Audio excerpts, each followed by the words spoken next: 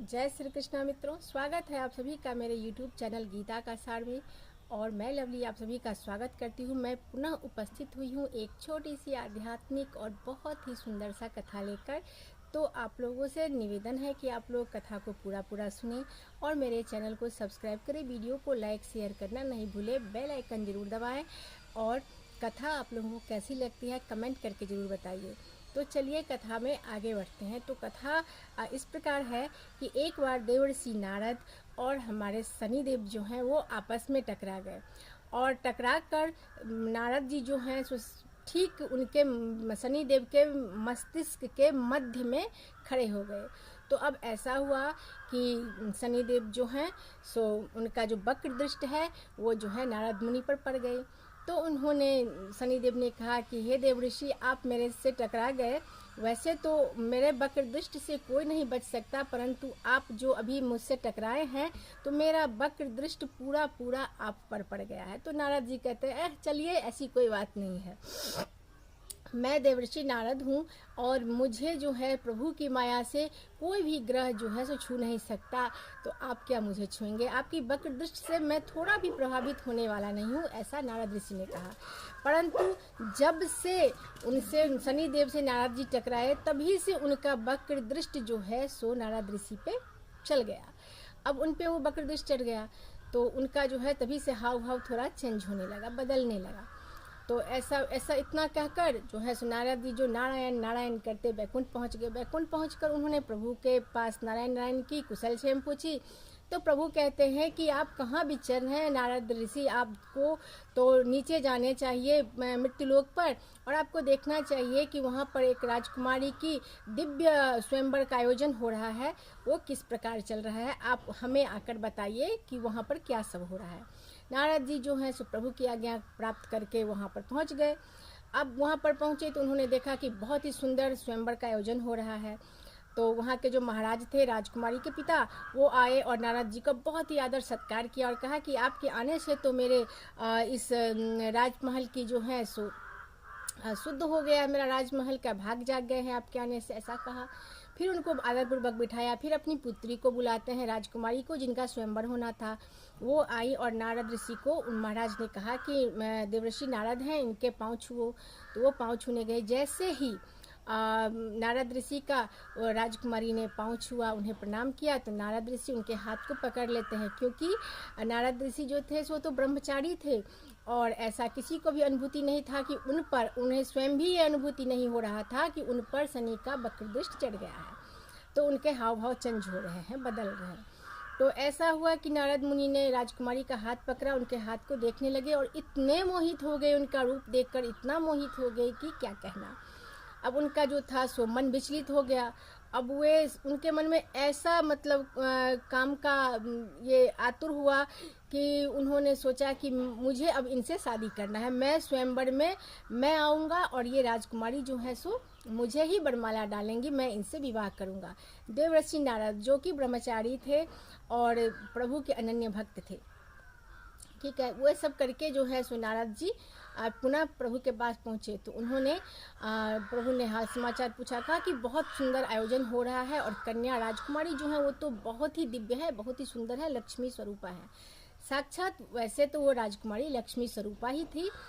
तो उन्होंने क्या किया, नारद ऋषि ने प्रभु को नारायण नारायण करके उनका गुणगान किया और कहा कि प्रभु, मैंने अनन्य भक्ति, अगर मैंने सच्चे मन से आपकी भक्ति की है तो मैं जो आज से आपसे मांगूंगा, मैंने इससे पहले आपसे कुछ भी नहीं मांगा है, लेकिन मैं अपनी भक्ति के बदले आपसे कुछ मांगना चाहता हूँ।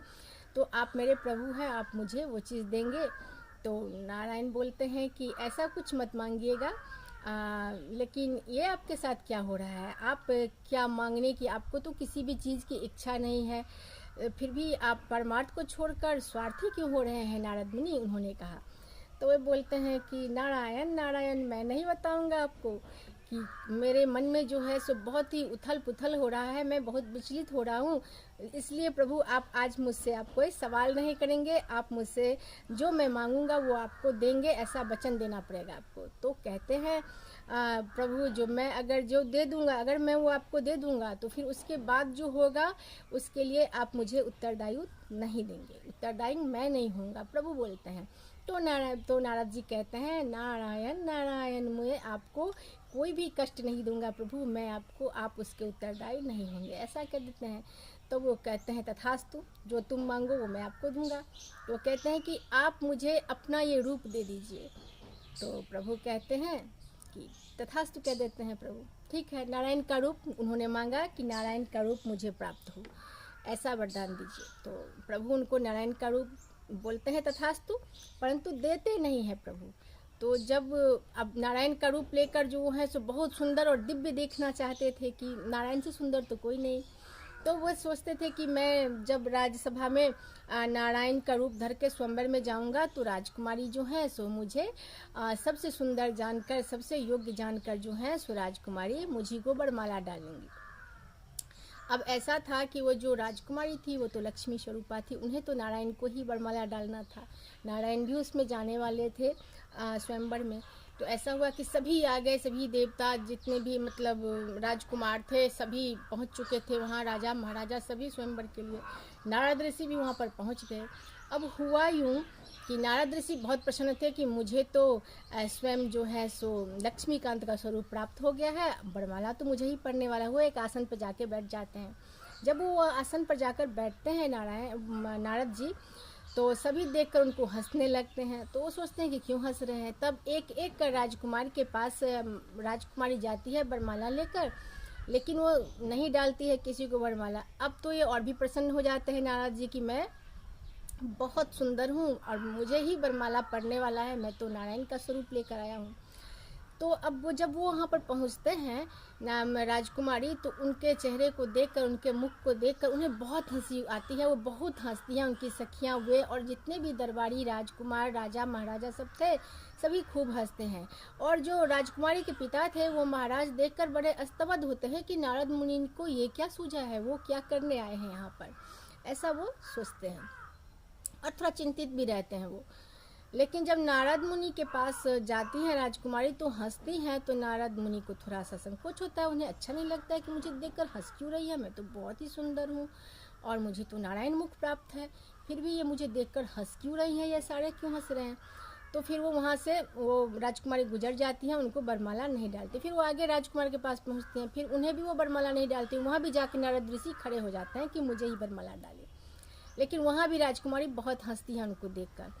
तब वहाँ पर क्या होता है कि साक्षात नारायण प्रकट होते हैं। सारे लोगों को, जब राजकुमारों को देखकर राजकुमारी वहाँ पर खड़ी हो जाती है, किसी को जयमाला नहीं डालती है, तब क्या होता है कि जब प्रभु आते हैं और प्रभु को देखते ही वे वरमाला डाल देती है राजकुमारी चतुर्भुज भगवान के गले में, नारायण के गले में। तब जो है सो ये नारद ऋषि रहते हैं, उन्हें बहुत ही अपने आप पर बहुत ताज्जुब लगता है कि मैं नारायण मुख लेकर यहाँ पर आया था और इन्होंने प्रभु के गले में क्यों डाल दिया वरमाला। तब वो जाके वहाँ पे रखे एक थाल में बहुत सारे पानी रखा हुआ था, जल से भरा हुआ एक पात्र रखा था बड़ा सा, उसमें जाकर नारद मुनि ने अपना चेहरा देखा ऐसे करके। तो जब उन्होंने चेहरा देखा तो उन्हें बंदर का रूप दिखाई दिया। प्रभु ने उन्हें हरिमुख नहीं दिया था, प्रभु ने उन्हें बंदर सा चेहरा दे दिया था। तो उन्होंने देखा तो बहुत क्रोधित हुए, बहुत दुखी हुए। तब उन्होंने प्रभु को, नारायण को, नारद मुनि जो हैं सो कामवश प्रेरित होकर, वशीभूत होकर, कामना के में वशीभूत होकर, वो देवऋषि जो ब्रह्मचारी थे, उन्होंने साक्षात अपने प्रिय, अपने भगवान को, अपने प्रभु को उन्होंने श्राप दिया कि हे हरि, मैं आज आपको श्राप देता हूँ कि जिस तरीके से आपने मुझे यहाँ पर ये बंदर का चेहरा देकर मेरा अपमान किया है, और आपसे मैंने हरिमुख मांगा था और आपने मुझे बंदर का चेहरा दिया है और आप मेरा अपमान किया है, उसी तरीके से आप भी पृथ्वी लोक पर जब आपका अवतार होगा तब आप भी स्त्री वियोग में इसी तरीके से आप भी रोओगे, बिलखोगे और आपका भी यही दशा होगा जो मेरा इस समय दशा हुआ है। ऐसा जो है सो नारद जी प्रभु को श्राप दे देते हैं, प्रभु को श्राप देते हैं। और श्राप देते हैं और कहते हैं कि जिस तरीके से आपने मेरी हंसी उड़ाने के लिए इस बंदर के चेहरे को उपयोग में लाया है, उसी तरीके से आप जब स्त्री वियोग में रोएंगे, बिलखेंगे, परेशान होंगे, तब आपको यही बंदर का चेहरा जो है सो काम आएगा और आपको उसी का सहारा लेना पड़ेगा। ऐसा नारद ऋषि जो है सो नारायण को श्राप देते हैं। ऐसा अब तो सभी जानते हैं कि रामावतार में जब सीता का हरण होता है तो उन्हें स्त्री वियोग भी प्राप्त होता है और प्रभु को कपि का, हनुमान जी का, बजरंगबली का, बाली का, सुग्रीव का, ये सब जितने भी बंदर कपि सेना का, उनका सहारा लेना पड़ता है प्रभु को। तो ये वही इसी श्राप का जो है सो फल था।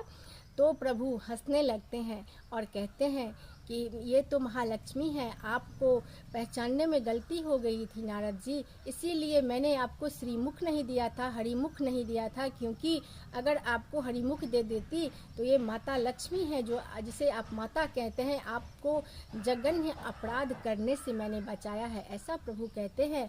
और कहते हैं कि मुझे आपसे श्राप भी लेना था, आपसे श्राप लेकर ही मैं राम अवतार में इस आपने जो श्राप दिया है और ऐसा होने वाला है कि मैं कपि से मैं सहारा लूँगा और मैं स्त्री वियोग में रहूँगा, ये सारे जो हैं से आपसे श्राप लेने के लिए ही मैंने आपको बंदर का, कपि का चेहरा दिया था, ऐसा प्रभु कहते हैं। ऐसा कह प्रभु के कहते ही कि ये आपकी माता है महालक्ष्मी और आप जो है सो स्वयंवर में आपका आना ही गलत था, ऐसा सुनते ही जो है सो उन्हें उनकी जो है सो दिव्य दृष्टि जो है सो देवर्षि नारद की खुल जाती हैं और वे क्षमा मांगने लगते हैं कि हे माता मुझे क्षमा कर दो, मैंने आपको पहचाना नहीं, मैं भूल हो गई मुझसे ये भूल कैसे हुई ये मैं नहीं जानता माता, और मुझे आप क्षमा कर दीजिए प्रभु, आप मुझे क्षमा कर दिए। एकदम करुणा से भर जाते हैं और महालक्ष्मी माता और चतुर्भुज भगवान से वे क्षमा मांगते हैं। उसी समय पुनः वहाँ पर शनिदेव प्रकट होते हैं और कहते हैं मैंने कहा था नारद जी कि मेरा जो है वक्र दृष्टि उससे कोई भी नहीं बच पाया है आज तक, तो आप भी उसके चपेट में आ गए और मेरे वक्र दृष्टि के कारण ही आपकी ये दशा हुई। और ये कथा मित्रों यहीं पे समाप्त होती है। मैं फिर पुनः आप लोगों के सामने एक नई रोचक कथा लेकर, आध्यात्मिक कथा लेकर फिर उपस्थित होंगी। तब तक के लिए मैं विदा लेती हूँ।